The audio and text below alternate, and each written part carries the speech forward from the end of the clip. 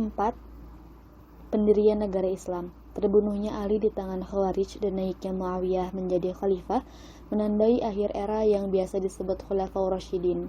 Bentuk pemerintahan dan masyarakat Islam berubah secara mendasar selama 19 tahun pemerintahan Muawiyah sejak 661 hingga 680 Masehi.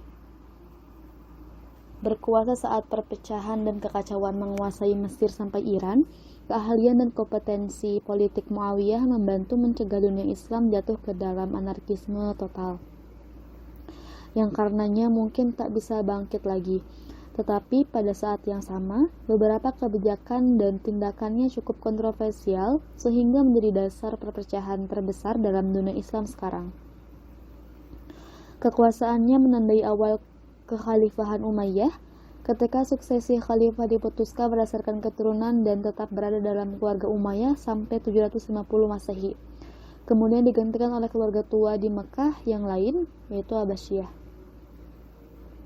Muawiyah, meskipun sudah ada usaha lewat arbitrase, solusi nyata bagi perselisihan antara Ali dan Muawiyah tak pernah terjadi. Tahun terakhir kekhalifahan Ali ditandai perpecahan de facto antara kekuasaan Muawiyah dan Ali. Tetapi dengan wafatnya Ali, Muawiyah bebas memperluas kekuasaan di wilayah-wilayah yang sebelumnya setia kepada Ali dan menyatukan dunia Islam di bawah pemerintahannya. Mungkin ia memang satu-satunya orang yang saat itu mendapat dukungan untuk mengelola tugas monumental semacam ini. Ia sangat populer di Suriah, provinsi yang dipimpinnya sebagai gubernur selama 20 tahun sebelum mulai menjadi khalifah. Pasukan Suriah menjadi tulang punggung kekuatan militernya. Akan tetapi, ia tetap mempunyai musuh, terutama di Irak. Di sana berkembang pandangan umum yang cenderung memilih kekhalifahan diwariskan kepada anak Ali yang bernama Hasan. Sebagai negarawan pragmatis, Muawiyah tak ingin membawa dunia muslim dalam peperangan lagi untuk memperebutkan kepemimpinan. Jadi, alih-alih memobilisasi pasukan untuk menghancurkan oposisi dengan kejam, ia menegosiasikan perjanjian dengan anak Ali. Hasilnya, Hasan akan menyerahkan seluruh klaim kepemimpinan dan menghabiskan hidup untuk kegiatan ibadah dan ilmu pengetahuan di Mekah. Di bawah permukaan, keinginan sebagian orang untuk dipimpin oleh keluarga Ali tetap ada, tetapi tak pernah menjadi ancaman nyata bagi kekuasaan Muawiyah. Masjid Dome of Rock dibangun pada akhir 690-an sebagai bagian dari kompleks Masjidil Aqsa di Yerusalem. Rancangannya sebagian besar dibuat oleh orang Bizantium dan sebagian dibangun oleh Kristen. Khalifah juga mengandalkan negosiasi dan perjanjian dengan lawan-lawan potensial lain. Dengan banyak cara, Muawiyah memerintah seperti pemimpin suku Arab pra-Islam, menggunakan hubungan keluarga, kode kehormatan tak tertulis, dan hadiah untuk melancarkan jalan politiknya. Karena semasa muda ia tinggal di Mekah dan menyaksikan ayahnya memimpin Quraisy, tak diragukan lagi bahwa tradisi lama ini tertanam dalam gaya politiknya. Tetapi pada saat yang sama, Muawiyah mulai mengubah sistem kekhalifahan menjadi monarki. Dialah khalifah pertama yang duduk di tahta dan sholat di area tertutup di masjid yang melindunginya dari kemungkinan pembunuhan. Ia tak lagi mengikuti jejak sederhana dan bersahaja seperti 4 khalifah pertama, malahan budaya keluarga raja dan istana yang sebelumnya mewarnai kekaisaran Roma dan Sassanid menjadi bagian kekhalifahan.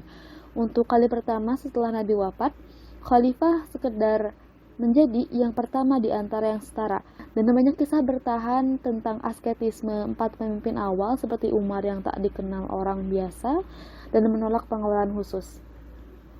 Muawiyah menjembatani kekhalifahan sederhana sebelumnya dan monarki sesudahnya. Ia berjalan-jalan ke pasar di Damaskus dengan baju bertambal saat masjid besar dan rumit dibangun oleh para arsiteknya.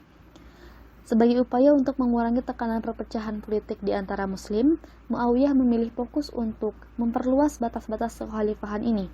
Ini mengingatkan akan sosok Umar yang fokus terhadap ekspansi keluar setelah perang dalam negeri di Perang Tabuk.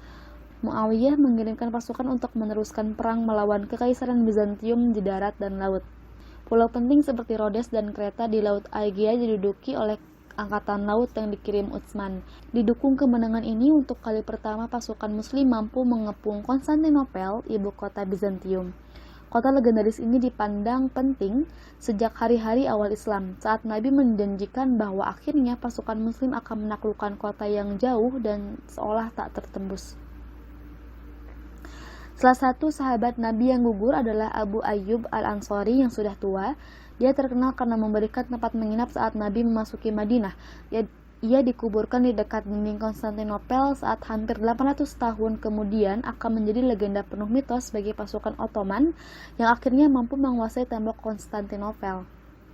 Ekspansi juga berlanjut ke Afrika Utara, tempat Bizantium masih memiliki kendali atas wilayah barat Libya modern. Lingkaran Umayyah yang mengendalikan daerah barat Mesir adalah Uqbah bin Nafi, sahabat Nabi yang berasal dari Mekah. Pada 670 Masehi, ia diperintahkan untuk maju ke Bizantium, Afrika sehubungan dengan kemajuan yang menjalar masuk ke wilayah Bizantium di Aegea. Pasukan Uqbah terdiri atas 10.000 tentara berkuda yang didukung sejumlah besar suku lokal Berber yang baru saja masuk Islam. Karena Bizantium terlena dengan medan pertempuran lain, Uqbah bisa maju tanpa perlawanan untuk masuk ke Tunisia modern. Di sana ia membangun kota Garnisun Qairawan. Ternyata ancaman utama bukanlah kekuatan Bizantium, melainkan suku Berber lokal yang menahan diri secara perlahan sebelum pergerakan ke barat dapat dilakukan. Setelah periode pendek 675 sampai 680 Masehi, saat kedudukannya sebagai gubernur Ifriqiya, provinsi Afrika dicopot, Uqbah melanjutkan serangan ke barat. Menjelang 680 Masehi, pasukan Umayyah sudah cukup siap untuk berangkat melakukan penaklukan serius melintasi daerah Tunisia, Algeria, dan Maroko Timur, yang umum disebut Maghribi, ke Samudra Atlantik. Peran Uqbah dalam penaklukan ini akan menjadikannya legenda bagi penduduk Muslim Afrika Utara. Setelah meninggalkan Qairawan pada 680 Masehi, pasukan Uqbah melaju tanpa perlawanan sepanjang daratan tinggi gurun di selatan pegunungan pesisir sepanjang Mediteranian. Maju dari satu pos terdepan Bizantium ke pos berikutnya, pasukan Uqbah mampu menganeksasi dengan relatif mudah wilayah ratusan kilometer sepanjang pantai walaupun perpecahan dan perang saudara berkecamuk di jantung kekhalifahan Islam. Salah satu penjelasan yang mungkin tentang penaklukan yang tampak menakjubkan ini adalah perbedaan bahasa, budaya, dan agama antara Berber Afrika Utara dan penguasa Bizantium. Orang Bizantium yang memerintah Afrika Utara berbeda jauh dari orang Berber yang mereka kuasai.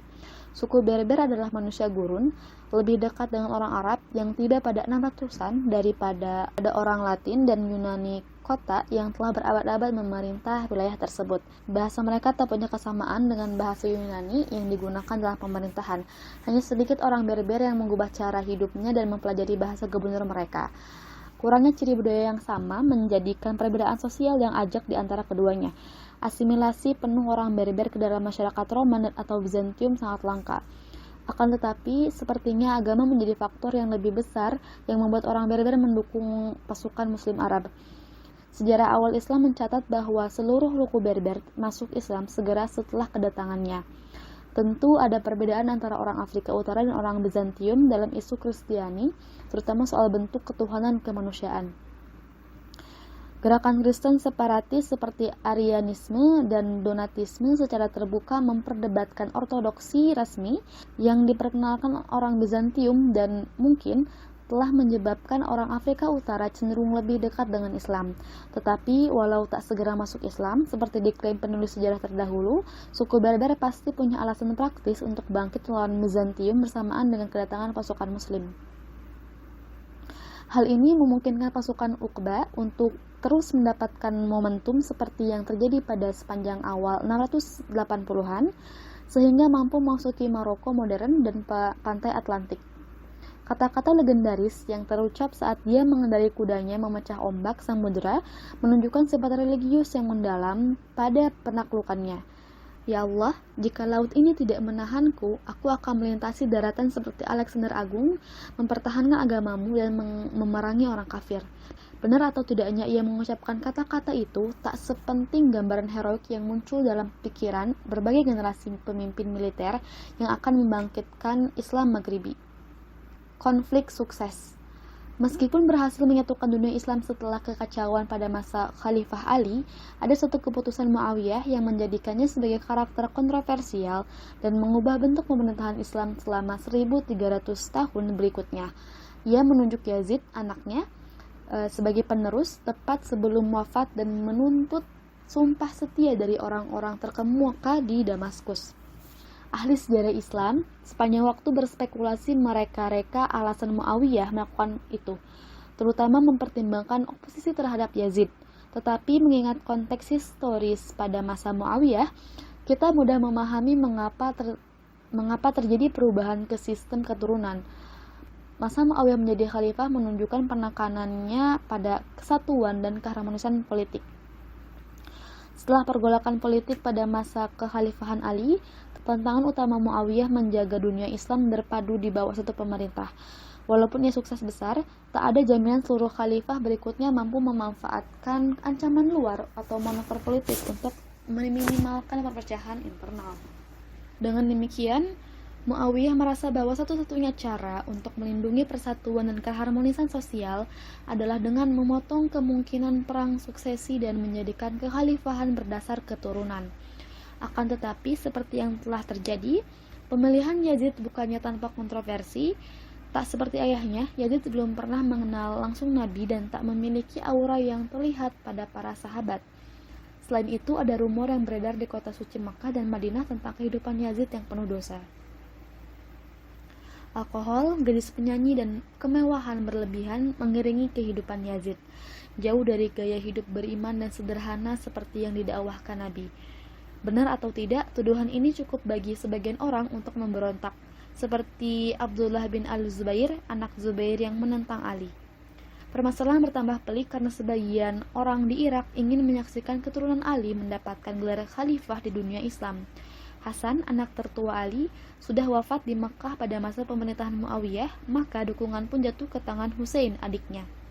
Cucu Nabi Muhammad ini tertarik dengan kota Kufa di Mesopotamia karena janji dukungan penduduknya, menentang saran Abdullah bin al-Zubair yang memperingatkannya bahwa orang Irak akan membelot begitu ada kesempatan. Husain bersiap mendirikan basis di Irak pada 890 Masehi agar dapat menentang Umayyah di Suriah, seperti yang dilakukan ayahnya 20 tahun yang lalu. Saran Abdullah terbukti tepat. Penduduk Kufa melepaskan dukungannya kepada Husain bahkan sebelum ia sampai. Yazid telah mengirim gubernur baru ke kota tersebut untuk membasmi setiap posisi dan memastikan penduduk tidak bangkit memberontak melawannya. Tampaknya aksi unjuk kekuatan Yazid telah mendesak penduduk kota untuk mengingkari janji dukungannya kepada Husain. Padahal, Husain mengandalkan dukungan tersebut dan berpergian ke Kufa hanya dengan sekitar 70 anggota keluarga dan sahabat. Hampir tak mungkin punya kekuatan untuk menggulingkan Yazid. Di padang Karbala yang berjarak sekitar 80 km di utara Kufa, Husain dikepung oleh kekuatan Yazid yang kemudian membunuh dia dan pengikutnya. Perang Karbala nantinya menjadi salah satu legenda tentang pendirian aliran baru yang berbeda, yaitu Syiah. Pemberontakan Abdullah bin al-Zubair tak lebih baik hasilnya. Setelah membunuh Husain, masyarakat di dunia Islam umumnya mendukung perlawanan terhadap pemerintahan Umayyah. Lagi pula Husain adalah cucu kesayangan Nabi. Pembunuhan keturunan Nabi mewujudkan banyak pengikut yang soleh. Abdullah menggunakan oposisi terhadap Yazid untuk mendukung pemberontakannya sendiri melawan Bani Umayyah. Ia menyatakannya di Mekah pada 680 Masehi. Dengan dukungan semacam itu, pemberontakan Abdullah tak bisa ditumpas semudah Husain. Bahkan Yazid tak pernah mampu memadamkan pemberontakan di Hijaz dan meninggal pada 683 Masehi tanpa kekuasaan penuh di kekhalifahan. Setelah kematian Yazid, kendali Bani Umayyah seolah runtuh di mana-mana di dunia Islam. Penerus Yazid, seorang anak muda yang sepertinya tak tertarik pada pemerintahan, hanya berkuasa selama beberapa bulan hingga kematiannya. Abdullah menyatakan diri sebagai khalifah dan mendapat sumpah setia dari penduduk Irak, Mesir, dan bahkan golongan pinggiran Suriah itu sendiri. Akan tetapi, melalui perpaduan antara politik kesukuan dan pertempuran terbuka, Bani Umayyah mampu mengambil alih kendali kekhalifahan di bawah Marwan. Salah satu keponakan Muawiyah di bawah Marwan dan anaknya Abdul Malik, Bani Umayyah mengambil kembali kendali atas Suriah, Mesir, dan Irak, dan akhirnya memadamkan pemberontakan Abdullah bin Az-Zubair di Mekah pada 692 Masehi. Bani Umayyah bangkit dari ancaman kepunahannya untuk memperoleh kembali kendali penuh atas kerajaan Muslim. Ini pasti bukan kedamaian dan keselarasan yang diharapkan Muawiyah saat menunjuk putranya sebagai khalifah. Akan tetapi Bani Umayyah mengambil kendali periode perang saudara antara 680 dan 692 Masehi seperti tak lebih dari cegukan kecil. Pada akhir 600-an dan awal 700-an, Bani Umayyah melanjutkan periode kedua ekspansi militer cepat dan pertumbuhan ekonomi yang akan menandingi periode manapun dalam sejarah Islam sebelum dan sesudahnya. Fakta bahwa Bani Umayyah menaklukkan sebagian besar Iberia hanya dalam waktu 4 tahun dengan beberapa ribu prajurit menandakan bahwa mereka mendapat dukungan dari penduduk lokal. Penaklukan lanjutan. Konsolidasi penuh dalam penaklukan Uqbah di Afrika Utara harus diselesaikan sebelum penaklukan lanjutan dapat dilaksanakan. Khalifah Abdul Malik mengirimkan pasukan untuk menaklukkan Kartago, pos luar terakhir di bawah kontrol Bizantium di Afrika Utara pada 698. Dengan demikian, daerah terakhir Bizantium Afrika Utara lenyap setelah penguasanya dipaksa mundur ke Sisilia dan Yunani. Sekarang tentara Islam melengkapi salah satu penaklukan paling spektakuler dan tak dapat dipercaya dalam sejarah. Legenda menceritakan seorang bekas petinggi Bizantium, Julian, memohon kepada gubernur Muslim Afrika Utara yang baru untuk menghukum Raja Visigotik dari semenanjung Iberia, Roderick. Sang raja dituduh menggoda anak perempuan Julian saat di bawah perlindungannya. Julian bahkan berjanji menyeberangkan kekuatan ekspedisi Islam melintasi selat ke Spanyol untuk menuntut balas raja tiran tersebut. Benar atau tidaknya keberadaan Julian, laporan tentang kerusuhan di Spanyol Visigotik ditambah permohonan kaum Yahudi dan Kristen non-ortodoks yang teraniaya tentu mempengaruhi keputusan untuk menyeberangi selat dan pergi ke semenanjung Iberia. Musa bin Nusair, gubernur Umayyah untuk daerah Maghribi, lalu mengirim pasukan di bawah komando Tariq bin Ziyad, seorang Berber yang masuk Islam, awal 711 Masehi yang mendarat di dekat pegunungan monolit raksasa yang sekarang dikenal sebagai Jabal Tariq, Gunung Tariq, diinggriskan menjadi Gibraltar. Dari tempat ini, Tariq memimpin pasukan penyerbu ke sepanjang selatan Spanyol, yang terbukti berhasil, terutama sejak Roderick dan pasukan besar Visigotik yang ada di utara semenanjung sedang menghadapi pemberontakan Basque. Saat Roderick bisa mengarahkan pasukan ke selatan untuk menghadang tentara Muslim, pada musim panas 711 Masehi, Tariq sudah berhasil membawa sekitar 10.000 tentara Muslim dari Afrika Utara. Dalam perang Guadalete yang menentukan, pasukan Tariq berhasil menghancurkan kekuatan Roderick, yang pasukannya mengalami penurunan kesetiaan akibat perjalanan melelahkan untuk melawan penyerbu Muslim.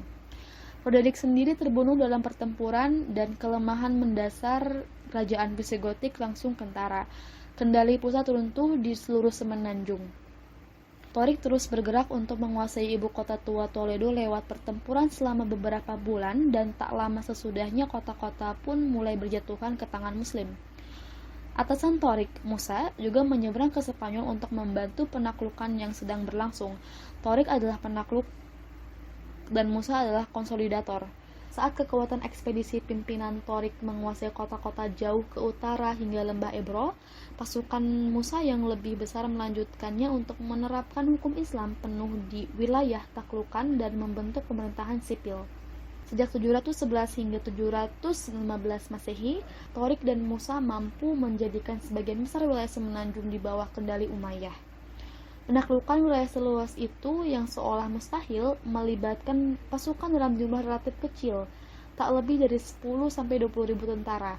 Ini mengingatkan kita akan penaklukan Afrika Utara tepat satu generasi sebelumnya.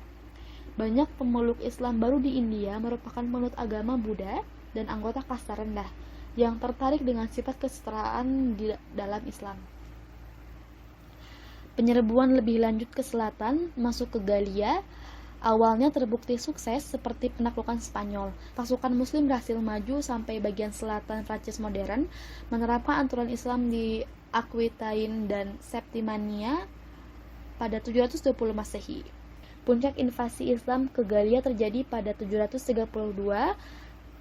saat pasukan di bawah gubernur Muslim Andalusia, Abdurrahman al-Ghafiqi, dikalahkan pasukan Franks yang dipimpin Charles Martel di Perang Tours, utara Prancis.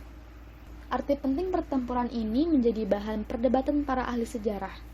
Sebagian berpendapat bahwa kemenangan Islam akan membuka jalan pada penaklukan penuh Eropa dan perpindahan agama ke Islam pada 700-an. Sedangkan yang lain mengecilkan pertempuran tersebut dengan menyatakan gerak maju al-Ghafiqi ke utara Prancis terlebih dari penyerbuan musim panas tanpa bertujuan menaklukkan. Penting atau tidaknya pertempuran itu masih bisa diperbantahkan. Tetapi kita menyoroti implikasi penerapan hukum Islam di Prancis dan sekitarnya bagi sejarah Eropa pada abad pertengahan. Ekspansi Umayyah awal abad ke-8 menjadi luar biasa karena tak terbatas pada Afrika Utara dan Spanyol. Secara bersamaan, di sisi yang sebaliknya dari kerajaan, pasukan Umayyah bergerak maju menuju daerah tak dikenal yang bahkan pasukan Alexander pun tak berani mendatanginya.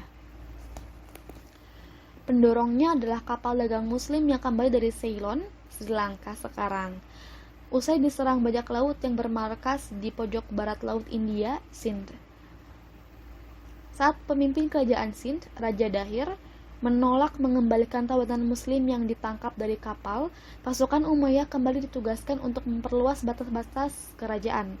Di bawah komando Muhammad bin Qasim, anak muda yang berasal dari suku Thaqif di Taif, kota yang sama dengan yang menurut cerita tradisi Islam tak dihancurkan Nabi Muhammad.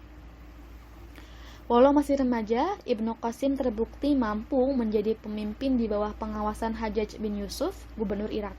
Bersama 6.000 tentara Suriah, ia dikirim melintasi Persia dan masuk anak benua India pada 711 Masehi, tahun yang sama saat Tariq bin Ziyad masuk ke Spanyol.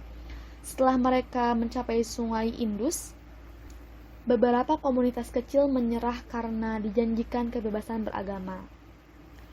Dibantu pejabat-pejabat kuil Buddha, pasukan Muslim menguasai setiap kota dengan perlawanan relatif kecil. Akhirnya pasukan Ibnu Qasim bertemu Raja Dahir dalam peperangan di sepanjang sungai Indus. Dibantu penduduk lokal yang tak puas dengan kekuasaan Dahir, pasukan Muslim mampu menghancurkan pasukan Sindhi. Dahir sendiri terbunuh dalam pertempuran. Gajah perangnya tak bisa menghadang anak panah api yang dilontarkan pasukan Muslim. Seperti di Spanyol, kekalahan dalam perang utama dan kematian raja mengakibatkan keruntuhan pemerintahan setempat secara total. Pasukan Muhammad bin Qasim menyapu bersih sisa-sisa perlawanan terorganisasi dalam hitungan bulan dan menegakkan hukum Islam di Sindh. Sebagian India pun segera berada di bawah kekuasaan Muslim, walaupun akan butuh waktu berabad-abad sebelum kelompok Muslim mampu menegakkan kendalinya lebih jauh di anak benua tersebut. Bagi masyarakat Sindh, penaklukan Islam tidak mengubah kehidupan sehari-hari terlalu banyak.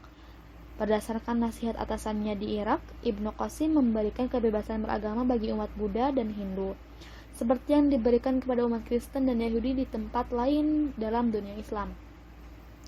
Oleh gubernur Muslim yang baru, kuil dan patung yang dihancurkan dalam pertempuran boleh dibangun kembali. Sekali lagi, persyaratan longgar yang ditawarkan pihak Muslim hanya menimbulkan sedikit ketidakpuasan atas hukum Islam dan keharmonisan sosial.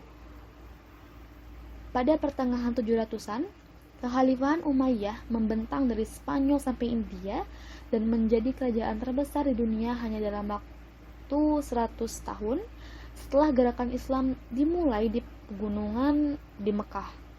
Walau ekspansi dan penaklukan biasanya menjadi tanda pemerintahan yang kuat dan cakap, rencana untuk mengakhiri dinasti Umayyah tengah disiapkan saat pasukan Umayyah menuju wilayah yang tak dikenal. Sementara pemberontakan lain melawan Umayyah gagal, kali ini pemberontakan akan berhasil karena memanfaatkan banyaknya kelompok etnis yang berbeda yang berada di bawah kontrol Islam dan merasa tidak puas dengan kebijakan sosial Umayyah. Ekspansi yang cepat berarti semakin banyak penduduk non-Muslim yang berada di bawah kendali Muslim. Persentase populasi penduduk muslim sejak awal hingga pertengahan 700-an diperkirakan hanya sekitar 10%. Sisanya campuran orang Kristen, Yahudi dan Zoroaster, Buddha, dan Hindu. Menurut hukum Islam, kelompok-kelompok tersebut mendapat kebebasan beragama dan dibebaskan dari kewajiban militer dengan keharusan membayar pajak perseorangan atau jizyah. Sebaliknya, umat muslim hanya dikenai pajak tanah dan zakat, pajak wajib yang akan dibagikan kepada orang miskin. Walaupun biasanya lebih kecil daripada pajak Bizantium atau Sassanid pra-Islam, jizyah masih lebih tinggi daripada pajak yang dibayarkan orang muslim. Reaksi ekonomi yang alami terjadi adalah non-muslim masuk Islam agar membayar pajak lebih rendah. Tetapi solusi ini menimbulkan masalah bagi pemerintahan Umayyah. Jika seluruh non-muslim masuk Islam, penerimaan pajak bakal anjlok, sehingga secara finansial tidak memungkinkan untuk ekspedisi militer lebih lanjut tanpa menyebut kemewahan istana Umayyah. Akibatnya, usaha untuk menjaga penerimaan harus dilakukan. Non-muslim yang masuk Islam disyaratkan tetap membayar pajak jizyah senilai sebelum mereka masuk Islam. Secara teori, cara ini akan melindungi sumber pajak yang berharga untuk kekhalifahan dan memastikan perpindahan agama tersebut dilakukan secara tulus. Dalam praktiknya, ini berarti diskriminasi ras yang dilembagakan. Karena bangsa Arab hampir seluruhnya telah masuk Islam sebelum dimulainya kekhalifahan Umayyah. Orang-orang yang masuk Islam belakangan adalah bangsa non-Arab seperti Koptik, Yunani, Berber, dan terutama Persia. Merekalah muslim yang harus membayar jizyah, sedangkan saudara seiman mereka dari Arab dibebaskan. Tujuan Umayyah mungkin hanya melindungi sumber pajak mereka, tetapi kebijakan ini akhirnya berkelindan dengan aspek rasial, membuat komunitas non-Arab tetap berada di lapisan bawah masyarakat, sedangkan Arab merangkak naik. Dari perspektif keagamaan, hal ini kontradiktif dengan seruan Nabi Muhammad saat haji perpisahan tentang persatuan. Ia menyatakan, tak ada orang Arab yang lebih baik daripada orang bukan Arab, dan tak ada orang bukan Arab yang lebih baik daripada orang Arab. Sebuah upaya pernah dilakukan Khalifah Umar bin Abdul Aziz untuk membatalkan kebijakan pajak yang tak Islami selama masa kekuasaan dari 717 sampai 720 Masehi. Walaupun reformasi ini sangat populer di kalangan non-Arab, ia tak dipercaya oleh keluarganya sendiri dan diracuni bangsa Umayyah hanya 2 tahun setelah berkuasa. Orang-orang Islam berikutnya memberi gelar kehormatan kepada Umar II sebagai Khulafaur Rasyidin kelima, karena reformasi bernapaskan agama yang ia lakukan. Tetapi pada akhirnya kekuasaannya tak lebih dari sekadar gangguan kecil bagi kebijakan Umayyah. Dengan demikian, meningkatnya jumlah non-Arab yang masuk Islam, ketidakpuasan akan kebijakan pajak yang tak setara pun berkembang. Menunggangi gelombang ketidakpuasan ini, keluarga tua lain di Mekah bangkit untuk mengambil alih kekhalifahan, yaitu Bani Abbasiyah. Revolusi Bani Abbasiyah. Bani Abbasiyah mendapatkan namanya dari paman Nabi, Abbas, yang menjadi kepala keluarga klan tersebut. Mereka bermukim di tanah sebelah timur sungai Yordan setelah penaklukan Suriah dan secara umum menjauhkan diri dari politik saat perang saudara berkecamuk pada 600-an. Akan tetapi pada awal 700-an, mereka mulai menghembuskan rumor bahwa salah satu keturunan Ali secara resmi telah memindahkan hak kekuasaan kepada Bani Abbasiyah. Mengapa ia melakukannya atau apakah memang itu terjadi masih merupakan misteri. Dari sudut pandang praktis, hal ini memberikan legitimasi kepada Bani Abbasiyah. Mereka tak hanya lebih dekat hubungannya dengan Nabi daripada Bani Umayyah, tetapi juga mengklaim akan menegakkan keinginan kalangan yang mendukung keturunan Ali sebagai pemimpin dunia Islam. Dari wilayah basis di selatan Suriah, kemudian Irak, mereka mengirim wakil-wakil ke Khurasan di timur. Di sana, penduduk Persia dapat digerakkan untuk mendukung pemberontakan melawan Bani Umayyah yang menindas. Sepanjang 730-an dan 740-an, diucapkanlah sumpah setia jaringan sekutu yang jauh dari basis Bani Umayyah di Damaskus. Bani Abbasiyah memberikan janji masyarakat yang lebih setara di bawah kekhalifahannya dan secara samar menjamin keturunan Ali akan memainkan peranan lebih besar dalam pemerintahan Islam, sesuai keinginan banyak muslim di bagian timur kekhalifahan. Dengan begitu Bani Abbasiyah mampu mengamankan dukungan berbagai kalangan masyarakat. Sokongan datang antara lain dari ahli ibadah yang ingin menyaksikan pemerintahan yang lebih mengikuti teladan Nabi. Selain itu, ada kelompok non-Arab Muslim yang marah atas status kelas 2 mereka. Terakhir, pengikut setia Ahlul Bait yang meyakini bahwa seharusnya kekuasaan menjadi milik keluarga Nabi. Pada 747 Masehi, Bani Abbasiyah secara resmi menyatakan pemberontakan terbuka, mengibarkan bendera hitam khusus di langit kota Merv, jauh ke timur dunia Islam yang sekarang bernama Turkmenistan. Revolusi ini dipimpin tokoh misterius yang dikenal sebagai Abu Muslim. Tak banyak yang diketahui tentangnya, tetapi ia memang tak tampak sebagai anggota keluarga Abbasiyah dan mungkin berasal dari etnis Persia.